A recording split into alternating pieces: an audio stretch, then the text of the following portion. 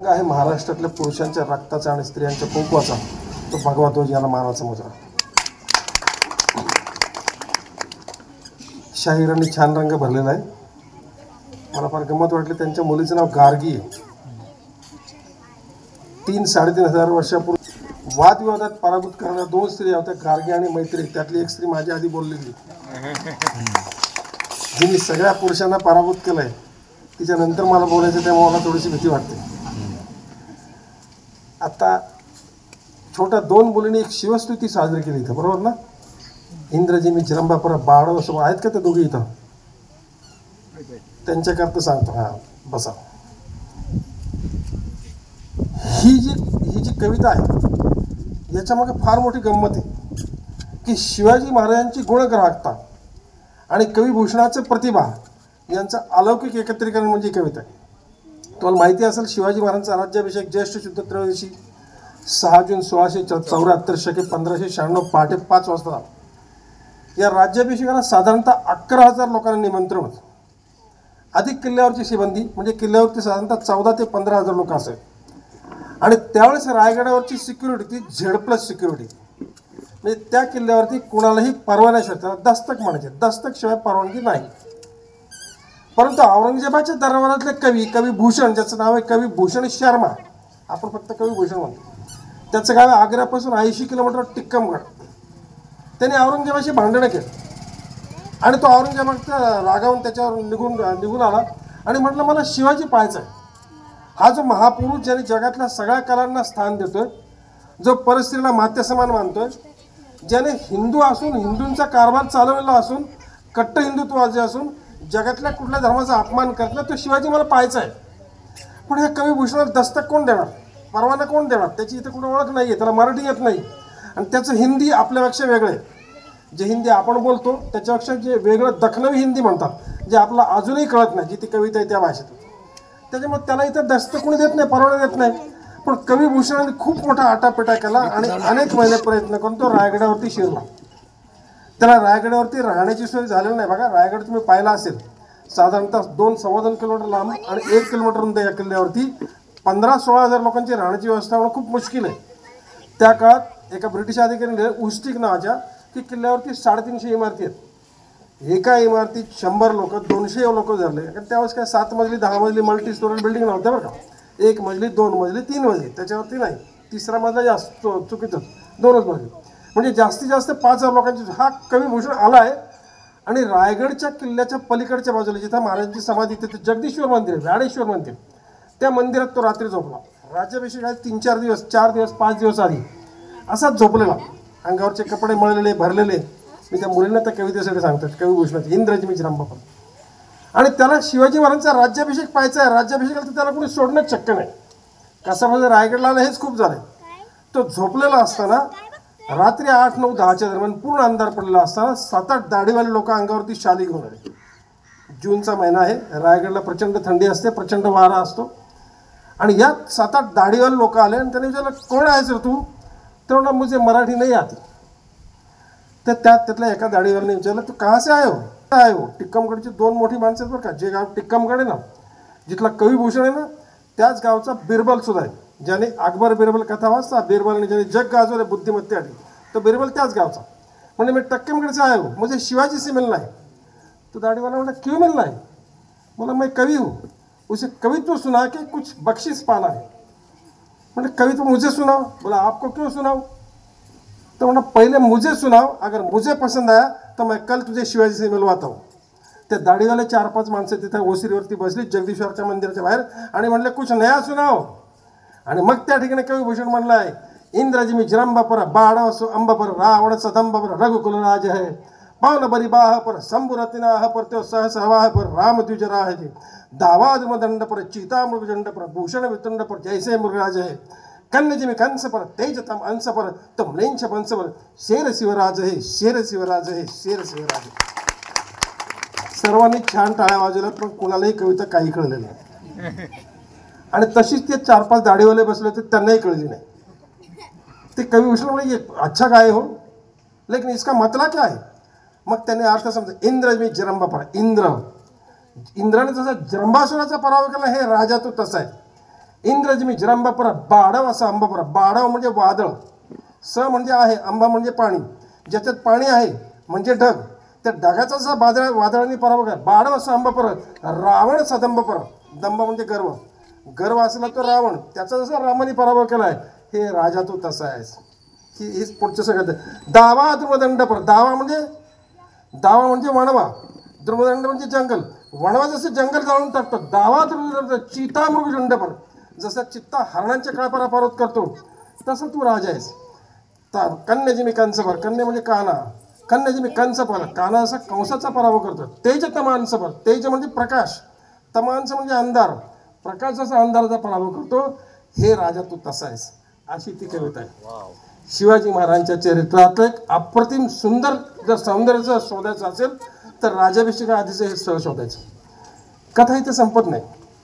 मग तो दाढीवाला म्हणला, कल सुबह दूसरे प्रहर दरबार में आ जाओ. तो म्हणलं दुसरे प्रहर मुझे छोडेगा कोण? म्हणजे आ जाओ. आणि कवी भूषण त्याच्या चरित्रात त्याने नंतर 52 कवितेला शिवचरित्रात शिवा 52 नावाचं काव्यसंग्रह त्यात त्यांनी लिहिलंय, मी दुसऱ्या दिवशी दुसऱ्या प्रहरी दरबारात गेलो आणि ज्या दाढीवाल्याने माझी कविता ऐकली होती तो सिंहासनावर बसलेला होता. एखाद्या माणसाची प्रतिभा जाणून घ्यायची असेल तर स्वतःची आयडेंटिफिकेशन सांगू नये. मी शिवाजी आहे. आता त्याची तू बोलती बंद झाली, काय कविता करणार तू? स्वतःची प्रतिभा, त्याची प्रतिभा पाजळण्यासाठी स्वतःची आयडेंटिफिकेशन लपवून ऐकणारा राजा म्हणजे छत्रपती शिवाजी महाराज. जगाच्या इतिहासात अशी किती माणसं ती कलावंतांना अशा पद्धतीने दाद देतात. महाराष्ट्राच्या इतिहासातला पहिला राजा आहे ज्यांनी कलावंतांना अशी दाद दिलेली. मी मागाशी शायरांना विचारलं की तुम्ही तुमच्या अभ्यासात किती पोवाडे ऐकणारे होते शिवाजी महाराजांच्या. शिवाजी महाराजांनी ज्यावेळेस 1659 साली अफजल खानचा पराभव केला त्यानंतर त्यांनी शाहीर अज्ञानदासांना निमंत्रण देऊन बोलून घेतलं. जसं तुम्हाला आज झालं ना तुमची कला दाखवा, तसे शाहीर अज्ञानदासांना शिवाजी महाराजांनी बोलवून घेतलं होतं. आणि राजगडच्या फडावरती अज्ञानदासांनी रात्र रंगवली. शाहीरच्या कार्यक्रमाला अर्धा तास पाऊण तास पुरेसा नसतो बरं का आम्हीची. त्याला रात्र गाजवायची सवय असते, रात्र जागवायची सवय असते. शाहीर अज्ञानदासांनी एक रात्र गाजवलेली शिवाजी महाराजांच्या समोर फडावरती. हेच शिवाजी महाराज भोर तालुक्यातल्या कारीमध्ये कान्होजी जयदेंच्या घरी गेले होते. आणि कान्होजी जयदेंच्या घरी सुद्धा त्यांनी एक रात्र एका शाहिराचा कार्यक्रम केला असे उल्लेख आहेत. आणि शिवाजी महाराजांच्या राज्याभिषेकाचा कार्यक्रम सुमारे 15 दिवस चालला. ह्या 15 दिवसाच्या कार्यक्रमात एक दिवस साधारणतः 24 तास शाहिरी चालू होती होळीच्या माळावरती. जिथं आता शिवाजी महाराजांचा पुतळा बसवला ना तिथे शेकडो महाराष्ट्रातले शाहीर गाऊन गेलेत, नाचून गेलेत, वाजवून गेलेत आणि त्या सर्वांना किती किती बिदागी दिले याचे उल्लेख इतिहासात सापडतात. तर आता मी तंतोतंत काढून सांगतो. तुमच्यापैकी कोणाला सोन्याची किंमत माहिती आहे? सोन्याचा आजचा भाव क्या बात आहे. अमितजी तुम्ही नगरसेवक का? आता मला आज लक्षात आलं. सोन्याचा भाव फक्त महिलांना माहिती असतो. इथं सगळ्या पुरुषांना पण माहिती आहे. काय पुरुषांना सोन्याचा भाव माहिती असतो, फक्त ते जाहीरपणे सांगण्याची हिंमत करत नाहीत. कारण जर कोणी सांगितलं तर घरी गेल्यानंतर लाख रुपये गेले. सोन्याचा आजचा भाव साधारणतः 1 लाख. मी सोन्याचा भाव काय विचारतोय? गेली हजारो वर्ष, गेली 3000 वर्षापूर्वी चाणक्याने अर्थशास्त्र लिहिले. चाणक्याचं अर्थशास्त्र, त्या अर्थशास्त्र असं लिहिलं, त्याने लिहिलं चाणक्यानी. आम्हाला अजून कळलेलं नाही आहे 2025 पर्यंत की जगातल्या सगळ्या अर्थशास्त्राचा पाया हे सोनं आहे. जगाच्या सगळ्या किमती आहेत त्या सोन्यावरती ठरतात. सगळ्या भाववाढ सोन्यावर ठरते, सगळे भाव कमी होतात सोन्यावरती. जगातल्या सगळ्या किमती फक्त सोन्यावरती ठरतात. सोन्याचा आजचा भाव किती आहे? 1 लाख रुपये. शिवाजी महाराजांच्या काळात सोन्याचा भाव किती होता? 1 रुपयाला 2 तोळे, म्हणजे 50 पैसे तोळा. इथे जे कोणी कमवते आहेत ना ते म्हणले असतील शिवकाळात जन्माला आलो असतो आणि आजचा पगार असता तर किती बरं झालं असतं. अगदी साध्यात साधी नोकरी करणारा शिपायाच्या सुद्धा 20,000 रुपये पगार असतो. ज्याला 20,000 पगार शिवकाळात मिळाला असता तर बायको म्हणायची ट्रक घ्या, सोनं आणा 1-2 टन 4 टन. शिवाजी महाराजांच्या काळात सोन्याचा भाव 50 पैसे होता. आज 1 लाख रुपये, म्हणजे सोन्याची भाववाढ किती पट झालेली आहे? 2 लाख पट. सोन्याची किंमत कितीने वाढली? 2 लाख पट. शिवचरित्रातला पुढच्या 15-20 मिनिटात अर्धा तासात मी जे काय किमती सांगेन त्याला 2 लाखांनी गुणलं की आजची किंमत येते. शिवाजी महाराजांनी प्रत्येक शहराला 10,000 रुपये दिले होते. 2 लाख गुणिले 10, 20 लाख रुपये. भारताच्या इतिहासामध्ये कुठल्याही कलावंताला आज पण कुठल्याही राज्यकर्त्यांनी या पंतप्रधान राष्ट्रपतींनी 20 लाख रुपये दिले नाही आहेत. शिवाजी महाराज देत होते प्रत्येक शाहीरला, प्रत्येक नाचणाऱ्याला, गाणाऱ्याला. त्याच्यापेक्षा एक छोटीशी गोष्ट सांगतो की शिवाजी महाराज किती दृष्टा पुरुष, की शिवाजी महाराज काळाच्या किती पुढे. याच कार्यक्रमात 6 जून 1674 सकाळी राज्याभिषेक झाला. 9च्या नंतर दरबार सुरू झाला आणि दरबारात शिवाजी महाराजांनी अनेक गुणी लोकांचा, गुणवंतांचा सत्कार केला. या गुणवंतांच्या सत्कारात एका बाळशास्त्री संगमेश्वरकर नावाच्या माणसाचा सत्कार केला गेला. हा शास्त्री आहे पण तो जातीने सोनार आहे. मी सोनार आहे असं आवर्जून सांगतो. खरं तर शिवचरित्रामध्ये धर्म, जात, वंश, पंथ नाही. जो शिवाजी म्हणजे परोपकार आहे, पुण्य आहे, पाप आहे, परिपरिवार. जो चांगलं करतो तो माझ्याबरोबर, वाईट करतो तो औरंगजेबाबरोबर, असा साधा सोपा हिशेब आहे. पण शिवाजी महाराजांचे चरित्र या माणसाच्या हिशेबात मी नाव सांगतो.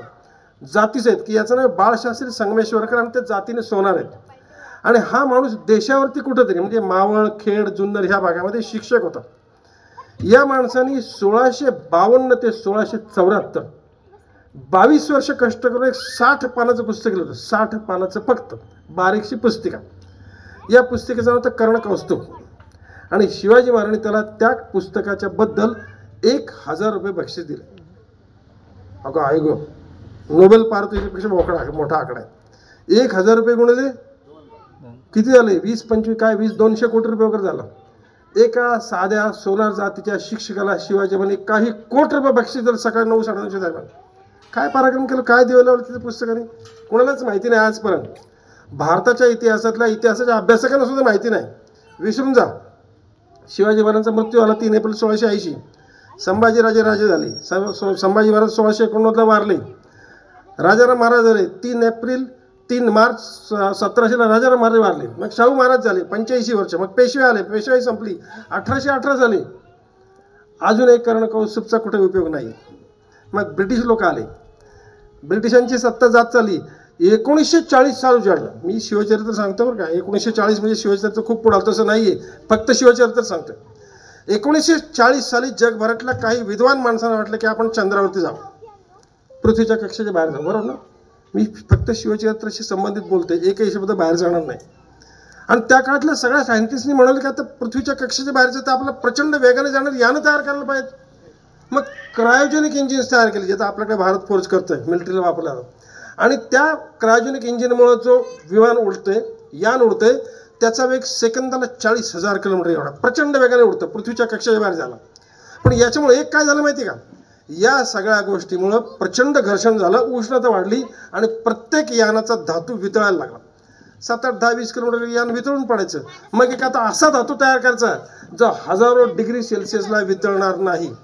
जे इथं टेक्निकलमध्ये काम करणे असं ना, त्याने आवर्जून ऐका. जगभरातले सगळे सायंटिस्ट थकले आणि 1940 नंतर जर्मनीचा एक माणूस आला होता, मॅक्स मुल्लर, जो इथं भारतातल्या संस्कृतचा अभ्यास करायला होता. त्याने जगातली एकमेव शिल्लक असली कर्णकौस्तुभची प्रत दिल्लीतून उचलली आणि जर्मनीला नेली.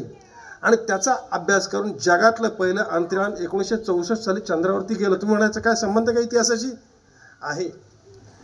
1964 साली जो नील आर्मस्ट्रॉंग गेला, त्याच्या आधी ती ल्युसी नावाची रशियाची कोणतरी एक डॉग्स कुत्री सोडली होती. ही सगळी जी गेली ना, याच्यासाठी धातू काठिण्य करायचं होतं. त्याची प्रोसिजर 1652 ते 1674 त्या सोनार माणसाने केलेली होती. धातूला काठिण्य कसं करायचं, धातू 1000 डिग्री सेल्सिअसला वितळणार नाही एवढा कठीण कसा करायचा, म्हणून मी आधी त्याची जात सांगितली की तो सोनार आहे. ते एका सोनार शिक्षकाने धातू काठिण्याची प्रोसिजर शोधली आणि जगातल्या कोणालाही माहिती नसलेली ती procedure America, Russia, Germany, England, Korea यांनी वापरली आणि त्यांचं अंतराळ पृथ्वीच्या कक्षेच्या बाहेर गेलं. जगातली एक अशी टेक्नॉलॉजी एका शिक्षकाने शोधली ज्याचा उपयोग 350 वर्षांनंतर जगाला होणार आहे. याची जाणीव असणारा गुणग्राहक राजा कोण आहे? छत्रपती शिवाजी महाराज आहे, की ज्याला 1000 रुपये बक्षीस दिले. त्या काळात कोट्यावधी रुपयाचे बक्षीस दिले. हे शिवाजी महाराजांचं मोठेपण आहे. शिवाजी महाराजांच्या आयुष्यातल्या हिंदुत्वाच्या बरोबर बोलायचं तर तुम्हाला शहाजहानचं उदाहरण सांगतो. शहाजहानला त्याच्या मुलांनी औरंगजेबाने कैदेत ठेवलं आग्र्याच्या, आणि त्याला रोज एका माठात पाणी ठेवलं. बघा, स्वतःच्या बापाला कैदेत ठेवले, चारी बाजू दारा खिडक्या बंद आहेत, आणि एक बारीकशी काच ठेवली होती, त्यातून त्याला ताजमहाल दिसावा, म्हणजे ह्याची आई सावत्रायची तिथं गाडलेली ती मुमताज कोणती ती दिसावी म्हणून एक बारीकसं होल ठेवलं. आणि त्याला रोज एक माठ पाणी, दिवसातून एकदाच जेवायला. शहाजहाननी एकदा आपल्या नोकराकडे औरंगजेबाला पत्र पाठवलं की मला पाणी वाढून दे, जेवण नको वाढून दे, मी मरणारच आहे, पाणी वाढून दे पाणी.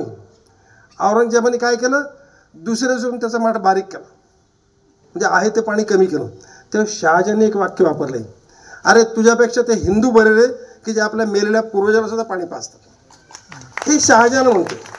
म्हणजे हिंदू धर्मामध्ये पाण्याला केवढं महत्त्व आहे. पाण्याशिवाय कोणाला उपाशी ठेवू नये, पाण्यासारखं पुण्य आपण नेहमी म्हणतो. आता हे 20 रुपयाला बिसलेची बाटली आल्यापासून पाण्याचं पुण्य संपलंय.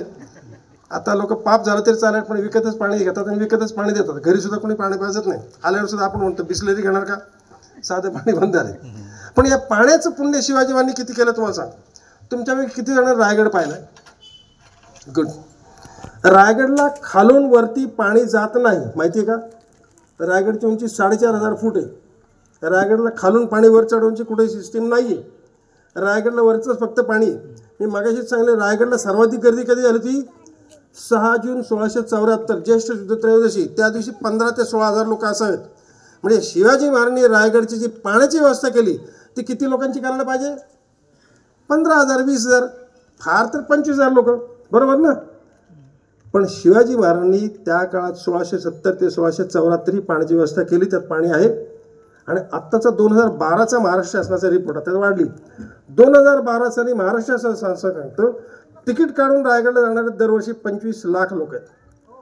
25 लाख. तिकीट न काढण्याची संख्या महाराष्ट्र शासनाकडे नाही आहे. असे बरेच असेल, 2-4 लाख तर नक्की असेल. 25 लाख भागिले 12 म्हणजे महिन्याला 2 लाख लोक, म्हणजे दिवसाला किती? 7,000 लोक. दर दिवशी 7,000 लोक सरासरी रायगडला जातात. 25 लाखाहून अधिक लोक रायगडला जातात. रायगडला खालून वरती पाणी चढवलं जात नाही. परंतु रायगडला गेल्या 100 वर्षात पाणी कमी पडले अशी बातमी कधी ऐकली का? कधीच नाही. रायगडला वर्षाला 25 लाख लोकांना पुरेल एवढं पाणी शिवाजी महाराजांनी 1670 साली तयार केलं. याला म्हणतात दृष्टीपणा, याला म्हणतात फ्युचर, याला म्हणतात व्हिजन. नगरसेवकांसाठी एक खास किस्सा सांगतो की भविष्याची दृष्टी किती वर्षाची असेल? तुम्ही दृष्टी 25 वर्ष ठेवता, 40 वर्ष ठेवता, 50 वर्ष ठेवता. आमच्या राजाने 700-800 वर्षापूर्वीची पुढची दृष्टी ठेवली की पाणी किती पुरलं पाहिजे पुढची 500, 600, 700 वर्षांनी. तुमच्या चिंचवड पिंपरीमध्ये एक ग्रस्त आहेत, अभिजित सराफ, तुम्ही कदाचित त्यांना ओळखत. त्या माणसाने एक मोठा गाढवपणा केला की शिवाजी महाराजांनी बांधलेले, शिवाजी महाराजांच्याकडे 360हून अधिक किल्ले होते, कदाचित 400हून असावेत. त्यातले 110 किल्ले शिवाजी महाराज स्वतः बांधले, स्वतः तयार केले. या 110 किल्ले जे शिवाजी महाराज स्वतः बांधले, इथल्या सगळ्या पाण्याचे नमुने त्या अभिजित सराफने आणले आणि गव्हर्नमेंट लॅबकडे टेस्टिंगला दिले. एका नमुन्याच्या टेस्टिंगला 1200 रुपये, म्हणजे काही लाख रुपये त्या माणसाने खिशातले खर्च केले. हे सगळ्याचे रिपोर्ट आल्यानंतर आम्ही चकित झालो. मग आम्ही भारत सरकारकडून हे आपण बिसलेरी आपण पितो ना, बिसलेरी आपण बिसलेरी म्हणतो, ते बिसलेरी नाही, बिसलेरी कंपनी अशा खूप आहेत, त्याला मिनरल वॉटर म्हणतात. 1981 साली भारत सरकारने मिनरल वॉटर्स ॲक्ट 1981 काढलं. 1981 साली मिनरल वॉटर कसं तयार करायचं याचं ॲक्ट काढलं आणि त्या ॲक्टनुसार जे 20 रुपयाला बाटली तुम्ही घेऊन पिता ना, 1 लिटरचे 20 रुपयाला बाटली, त्या बाटलीमध्ये 15 युनिट एवढं पोल्युशन आहे.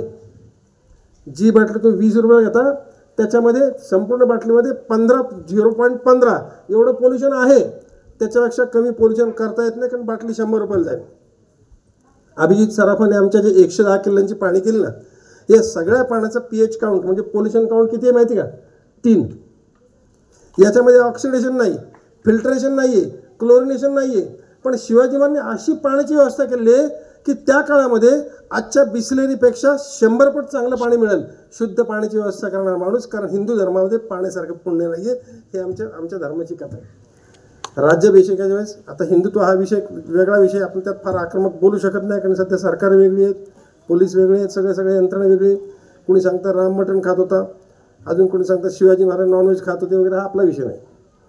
शिवाजी महाराज हे मवाळ हिंदुत्ववादी होते, पण वेळ आली तर अत्यंत आक्रमक हिंदुत्वात पाळणारे होते.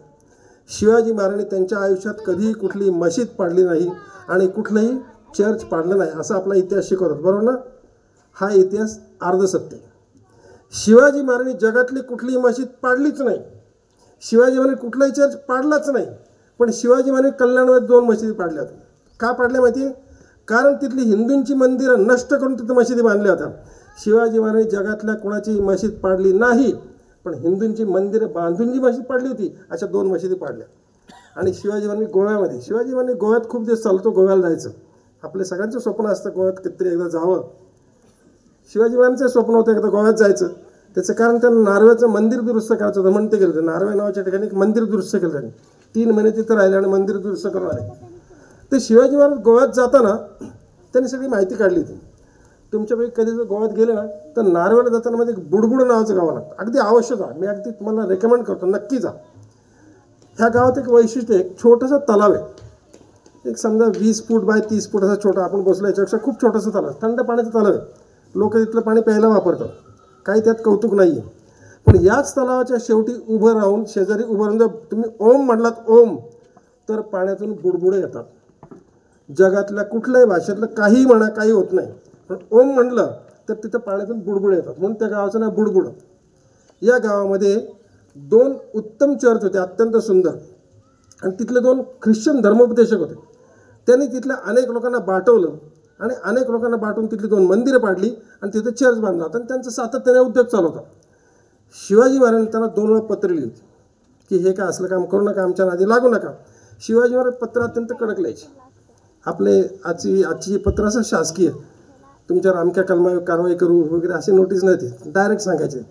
ते एक पत्र पाठवलं त्यांना, 2 वेळा पत्र पाठवून त्यांनी ऐकलं नाही. आणि मग शिवाजी महाराज जेव्हा गोव्याला गेले तेव्हा त्यांच्या लक्षात आलं आपले 2 मित्र इथे राहतात बुडबुड्यात. शिवाजी महाराज तिथं मुक्काम केला. ते दोन्ही चर्च पाडून टाकले आणि ते 2 पाद्री शोधून काढले. नुसते शोधून नाही काढले, आक्रमक हिंदुत्वात कसा असावा पहा. शिवाजी महाराज ते 2 पाद्री शोधून काढले आणि त्या लोकांना शेकडो हजारो लोकांच्या मध्ये बाटून त्यांना हिंदू करून टाकले. जगाच्या इतिहासात हिंदूंच्या मध्ये बाटून घेणारा पहिला आणि शेवटचा राजा आहे. नंतर कधीच घडलं नाही. नाही आम्हाला जमलं कधी, आम्ही फक्त बाटत गेलो. आमचे लोक आमच्याकडे त्या गावामध्ये पाव टाकले की अख्खा गाव ख्रिश्चन. आता इथे बसलं प्रत्येकजण पाव खातो, कुणी बाटत नाही आहे. पण हे पूर्वीच्या काळात झालेलं आहे. शिवाजी महाराज त्या पाद्र्यांना बाटवलं आणि त्याचा परिणाम काय झाला माहिती का, त्याच दिवशी रात्री त्या 2 पाद्र्यांनी फाशी घेतली. धर्मांतराचे परिणाम काय होतात तुम्हाला पाहिजे माहिती असेल ना, तर पहिल्यांदा तुमचं धर्मांतर केलं पाहिजे. आक्रमक हिंदुत्व आधी शिवाजी महाराजांचं पहिलं धोरण आहे. आता शिवाजी महाराजांनी कौटिल्य अर्थशास्त्र वाचलं. अर्थशास्त्र हिंदू धर्माचा कणा आहे बरं का. आपल्याकडे इतर धर्मशास्त्र नुसतं ह्याला कापा त्याला मारा ह्याचं धर्म तरी असं हिंदू धर्मात नाही आहे. हिंदू धर्माच्या पायामध्ये अर्थशास्त्र आहे. कौटिल्यने अर्थशास्त्रात 2 गोष्टी महत्त्वाच्या लिहिल्या. एक, ज्या दिवशी तुमच्या देशात परकीयांचा माल येईल त्या दिवशी तुमचे कारागीर भीक मागतील. भिक्षांदेही असं शब्द मागितलंय. तुमचे कारागीर भीक मागतील, त्यांचं उत्पन्न कमी असेल भीक मागतील, आणि त्याचा अनुभव आपण आता घेतोय. ज्या दिवशी चीनचं फर्निचर या देशामध्ये आलं, इथले सगळे कारागीर जे आहेत ना सुतारकाम करणारे ते भीक मागायला लागलेत. ज्यावेळेस चीनची भांडी इथं आली ना, इथले कुंभार भीक मागायला लागलेत. ज्यावेळेस चीनचे इलेक्ट्रिकचं साहित्य स्वस्तात आलं ना, त्यावेळेस इथले इलेक्ट्रिक भीक मागायला लागलेत. हे कौटिल्याने सांगितलं 3000 वर्षापूर्वी, आम्हाला कधी कळलंच नाहीये. पण शिवाजी महाराजांनी कौटिल्य अर्थशास्त्राचा अभ्यास केलेला आहे आणि त्यांनी ह्या अर्थशास्त्राचा नुसता अभ्यास नाही केला तर त्याचा आपल्या आयुष्यामध्ये वापर केला. तुम्ही गोव्यात किती लोक गेलेत? लहान मुलांना सोडून, मोठ्या माणसांनी मध्ये लहान मुलांना नाही त्याचं कारण सांगतो. मध्ये जाताना एक पात्रदेवी नावाचं गाव आहे, बरोबर ना? पात्रदेवी. ती पात्रदेवी जी आहे ना, ते जाताना कधीच लागत नाही, माहिती आहे का तुम्हाला? जादू येतानाच लागतं. का माहिती? कारण जाताना कुठलीच गाडी ते थांबवत नाहीत, येताना प्रत्येक गाडी थांबवतात, चेक करतात. कारण ते चेक नाका आहे दारूच्या ह्याच्यात. तो टोल नाका भारताच्या इतिहासात पहिल्यांदा सुरू केला छत्रपती शिवाजी महाराज. माहिती आहे तुम्हाला? कोकणातल्या लोकांचा व्यापार होता मीठ, आणि आमचं मिठाची गोणी आम्ही विकायचो केवढ्याला? 2 पैशाला. एक गोणी मिठाची 30 किलोची गोणी असायची आणि 50 किलोची. 30 किलोची गोणी केवढ्याला विकायची मराठी माणसं? 2 पैशाला. आता मीठ पण किती महाग झालं. त्यावेळेस पोर्तुगालच्या फिरंगी लोकांनी काय केलं, पोर्तुगालमधलं गोव्यातलं मीठ 1 पैशाला गोणी आणून विकायला सुरुवात केली. बघा अर्थशास्त्र. आपल्याकडं चीनचा माल येतो, आपण निर्लज्जपणे घेतो. आपण अमेरिकेचा माल येतो, निर्लज्जपणे घेतो. जगातल्या सगळ्या देशाचा माल नपुसकसा हिजड्यांसारखा आम्ही खरेदी करतो आणि आमच्या कारखान्याला भीक मागायला होतो. शिवाजी महाराजांनी असं नाही केलं. शिवाजी महाराजांनी काय केलं, तिची तक्रार आली त्यांच्याकडे की आमच्या मिठाचा धंदा बंद झाला, आम्ही 2 पैशाला गोणी विकतो, पोर्तुगीज 1 पैशाला विकायला लागलेत. याला 2 उपाय होते. पहिला उपाय म्हणजे पोर्तुगीजवर हल्ला करता येतं का? असं चीनचा माल आपल्याकडे 5 रुपयाला लाईटची माळ, त्यांच्यावर हल्ला करता येतो का आपल्याला? नाही करता येत. चीनचं फर्निचर 100 रुपयाला मिळतं, आपलं 500 रुपयाला आहे. हल्ला करतायत का? नाही करतायत. त्याला अर्थशास्त्रीय युद्ध म्हणतात. अर्थशास्त्रीय युद्ध कागद आणि पेननी लढायचं असतं. अर्थशास्त्रीय युद्धात तलवार, ढाल, बंदुका, बर्च्या वापरायच्या नसतात. शिवाजी महाराजांनी भारताच्या इतिहासामध्ये पहिल्यांदा कौटिल्य अर्थशास्त्र वापरलं आणि पात्रदेव एक भिंत बांधली 3 किलोमीटरची. आत्ता रस्ता आहे ना, त्यापासून पलीकडे पात्रदेव आहे 2-2.5 किलोमीटर. तिथं आज ती भिंत, तो दरवाजा, ते सगळं देवड्या सगळ्या आहेत शिल्लक, पारेकरी बसायची जागा. आणि त्या ठिकाणी टोल बसवला. पोर्तुगालहून जे मीठ येईल ना, त्याच्या एका गोणीवरती 2 पैसे टॅक्स बसवला. आपली गोणी केवढ्याला आहे? 2 पैशाला. पोर्तुगालची केवढ्याला आहे? 1 पैशाला. त्यात 2 पैसे टॅक्स, म्हणजे किती झाली? एका रात्रीत पोर्तुगालचा मिठाचा धंदा बंद करणारा माणूस कोण होता? तो छत्रपती शिवाजी महाराज. परकीय माल, परकीय माल, परकीय माल. सरकार ओरडते, बोंबलते, आम्ही ऐकतोय, विसरून जातोय, ह्या कानातून येतोय, त्या कानातून विसरून जातोय. सरकारने परदेशातल्या येणाऱ्या मालावरती टॅक्स बसवलं पाहिजे. जे डोनाल्ड ट्रम्पला कळलं. त्याने सांगितलं जगभरातून जे काय आमच्याकडे ना 30% का 40% काहीतरी भरायचं. हुशार आहे डोनाल्ड ट्रम्प. आमच्याकडे असं झालं पाहिजे, पण आमच्याकडे असं होणार नाही, कारण आमची माणसं लगेच संप करतील. परत ही माल आम्हाला पाहिजे. जगभरातल्या लोकांना अर्थशास्त्र शिकवणारा माणूस कोण असेल तर तो छत्रपती शिवाजी महाराज. राज्याभिषेकाच्या आधी आपल्यापैकी बऱ्याच जणांना माहिती आहे, नवीन घर बांधले की आपण काय करतो? 40 दिवस मांसाहार करत नाही, बरोबर ना? जे माळकरी असेल ते कधीच करत नाही, पण जे खाणारे ते लोक काय करतात? 40 दिवस खात नाहीत, नंतर सुरू करतात. पण शिवाजी महाराजांनी राज्याभिषेकाच्या आधी 40 दिवस रायगडावरती मांसाहाराला बंदी केली. याचा अर्थ काय होतो माहिती का? शिवाजी महाराज कट्टर हिंदुत्ववादी होते. आणि दुसरी गोष्ट, ब्रिटिश, पोर्तुगीज, फ्रेंच 7 देशांच्या लोकांनी लिहिलं की शिवाजी महाराज दिवसातून एकदाच जेवायचे आणि शाकाहार करायचे.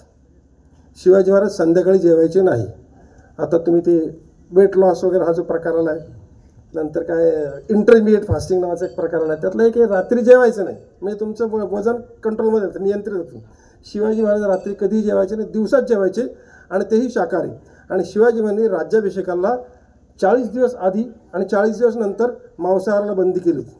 पण शिवाजी महाराजांचा हिंदुत्वात हा लवचिक होता. शिवाजी महाराजांच्या राज्याभिषेकाला 3 देशाच्या लोकांना बोलवलं. त्यापैकी फक्त इंग्रज आले, फ्रेंच आले नाहीत, पोर्तुगीज आले नाहीत. ते घाबरले. एक डच माणूस बाकी आला होता, अब्राहम लेपेकर म्हणून, आणि इंग्रज. हे इंग्रजांचा हेनरी ऑक्झंडन हा वकील राज्याभिषेकाला कधी यावं? गावडे साहेबांच्या घरी लग्न असेल तर मी 6 लग्न आहे 5ला येईन, आपली फारच दोस्ती आहे, आदल्या दिवशी येईन, खूपच जवळचं नाते, 2 दिवस आधी, ह्याच्या आधी तरी येणार ना. हा इंग्रजांचा वकील हा 6 जूनच्या कार्यक्रमाला 22 मेला आला, म्हणजे 14 ते 15 दिवस आधी आला.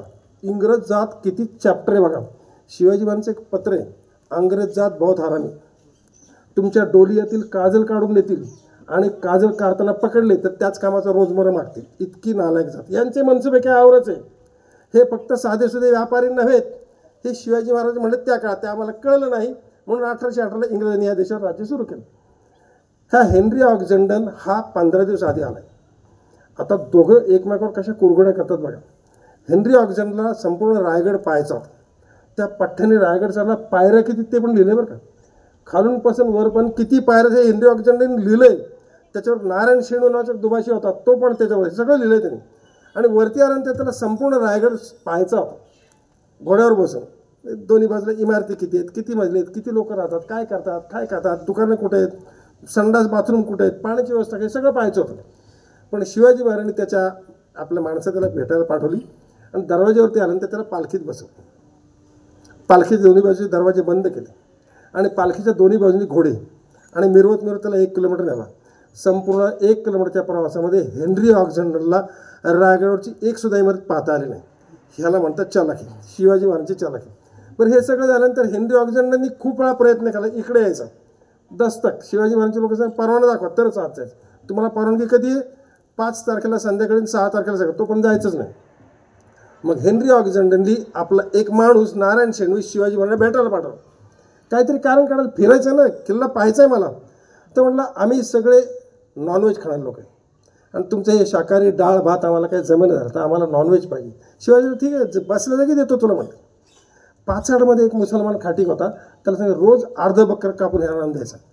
ज्या रायगडावरती मांसाहाराला 40 आणि 40 80 दिवस बंदी आहे, त्या रायगडावर शिवाजीमध्ये फ्लेक्झिबिलिटी दाखवली आणि इंग्रजांना रोज अर्ध बकर आणून दिलं. हे अर्धबकरं आणून दिल्यानंतर त्यांनी परत एक खुचपट काढला की आम्हाला हे शिजवायला प्रॉब्लेम होता, आम्हाला खाली जायला लागेल. मग महाराज म्हटलं तुम्हाला आचारी पण देतो. मग शिवाजी महाराज पाचडच्या कोंझर गाव तिथून चढ सुरू होतो, तिथल्या का मुसलमान बोललं आणि त्याला शिजवायला पण लावलं. 40 ते 22 दिवस हेनरी ऑक्झिंटन रोज नॉनव्हेज खात होता, पण त्याला शिवाजी महाराजांनी किल्ल्यावर आतपर्यंत कुठेही फिरून दिला नाही.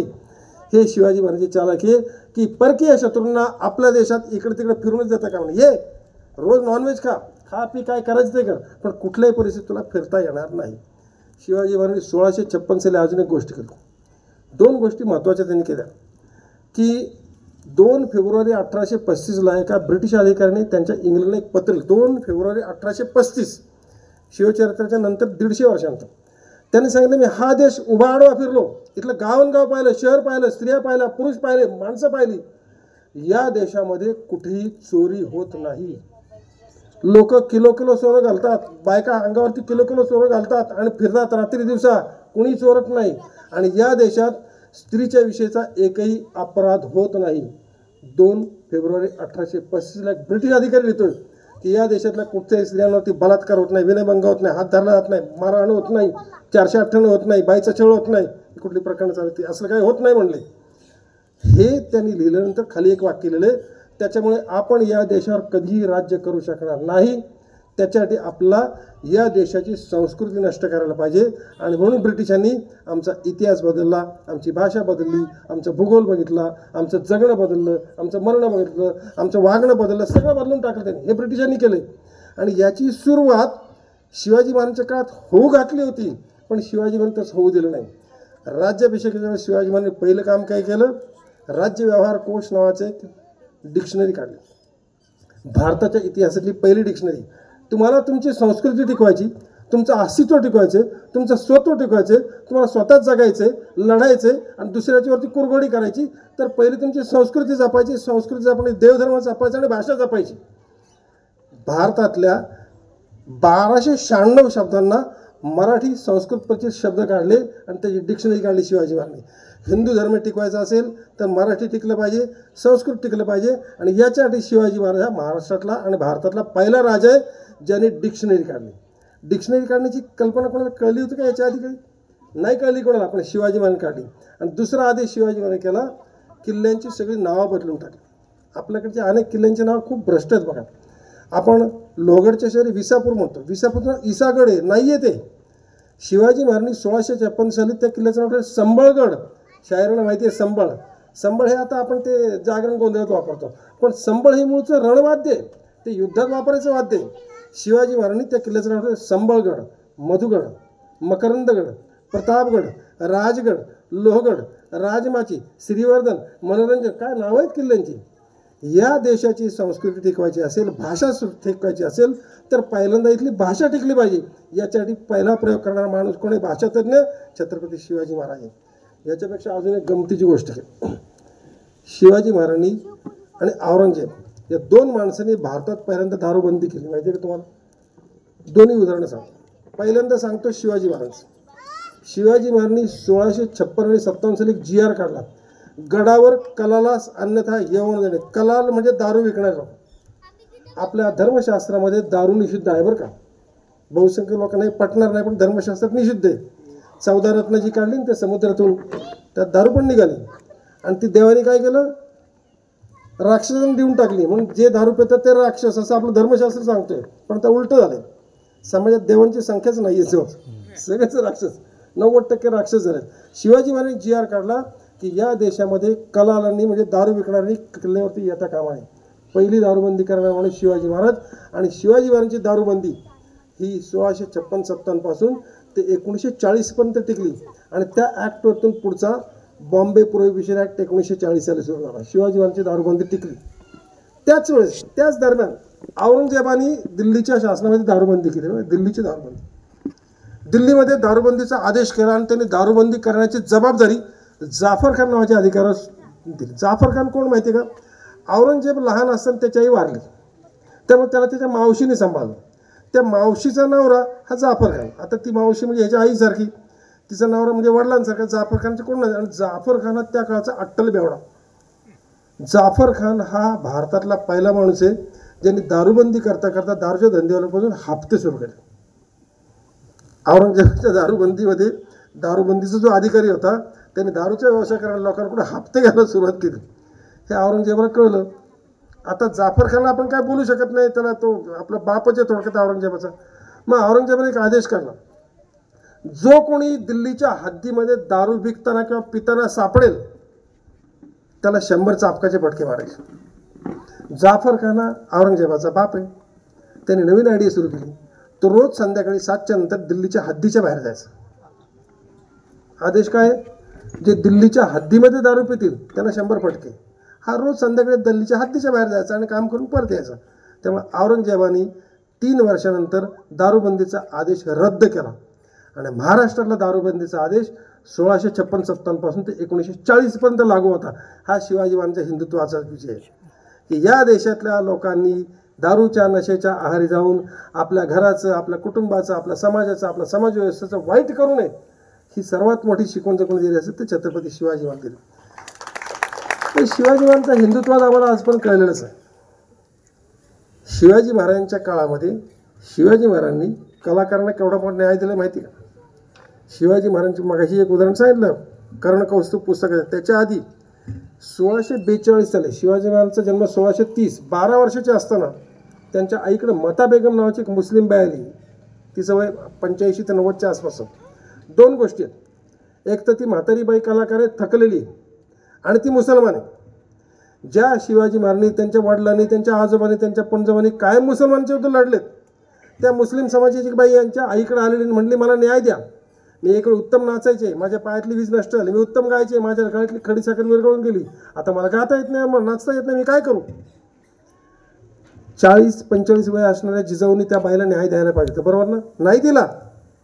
आपल्या घरातल्या मुलाला लहानाचं मोठं कसं करावं आणि त्याला संस्कार कसं द्यावा यासाठी जिजाऊंचं चरित्र वाचा, बाकी कोणाचं नका वाचू जगातलं. जिजाऊ मला सांगितलं, मी कोण आहे? एका सरदारची बायको आणि एका हो घातलेल्या छोट्याच्या 12 वर्षाच्या पोराची आई. माझ्याकडे अधिकार नाहीत. I don't have the rights. तो 12 वर्षाचा पोरगा बसला त्याला भेट. त्या मता बेगमला शिवाजी महाराजांकडे पाठवलं आणि 12 वर्षाचा एक पोरगा म्हणजे 6वी-7वीतलं, ज्याला मिशा पण फुटलेल्या नाहीत, त्या पोरांनी मता बेगमला न्याय दिला आणि त्याला कात्रजचं आताचे सरपोद्यामानं त्याच्या शेजारी 2.5 चावर जमीन दिली. तुमच्याकडे कोणाला चावर माहिती आहे का शब्द? चावर हा शब्द आपल्याकडून 1920-30 साली नष्ट आला. त्याचा एक हेक्टर हा शब्द आला. हेक्टर म्हणजे 1 हेक्टर म्हणजे 2.5 एकर म्हणजे 100 गुंठे. कात्रजचं सरपोद्यान माहिती, पाणीचं होतं, त्याच्या पलीकडच्या बाजूला शिवाजी महाराज त्याला 2.5 हेक्टर जमीन दिली. 2.5 हेक्टर म्हणजे किती? 7-7.5 एकर. आत्ताचा भाव काढू शकाल का कोणी? कात्रजचा 7.5 एकर. पुण्याच्या इतिहासातली सर्वात श्रीमंत बाई कोण होती? तर ती माता बेगम होती शिवाजी महाराजांच्या काळामध्ये. 7.5 एकर जमीन कात्रजला. अहो 7.5 फूट जागा नाही घेतात तर कात्रजला. शिवाजी महाराजांनी एका मुस्लिम कलावंत बाईला न्याय दिला आणि कलावंताची जात धर्म न पाहता त्याचं पालन पोषण करायला पाहिजे वृद्ध वयात, ही शिकवण देणारे शिवाजी महाराज आहेत. बराच वेळ घेतला मी तुमचा. मला इथे बोलवलेत, शिवाजी महाराजांची बोलण्याची संधी दिली. तुमच्यामुळं मला त्या 2 लहान मुलींचं शिवस्तुती ऐकायला मिळाली, गार्गीचं गाणं ऐकायला मिळालं आणि शाहिरांचा उत्तम पोवाडा ऐकायला मिळाला. मी जे काही बोललो आहे त्यात काही चांगला असेल, पचला असेल, पटला असेल, आत पण पोचला असेल तर तो छत्रपती शिवाजी महाराजांच्या विजयाचा, पराभवाचा, पराक्रमाचा, कर्तव्याचा विजय. यात काही कमी असेल, न्यून असेल, पचलं नसेल, पटलं नसेल, आत पण पोचलं नसेल तर तो माझ्या वाणीचा पराभव आहे. त्याकरता मला क्षमा करा. जय हिंद, जय महाराष्ट्र.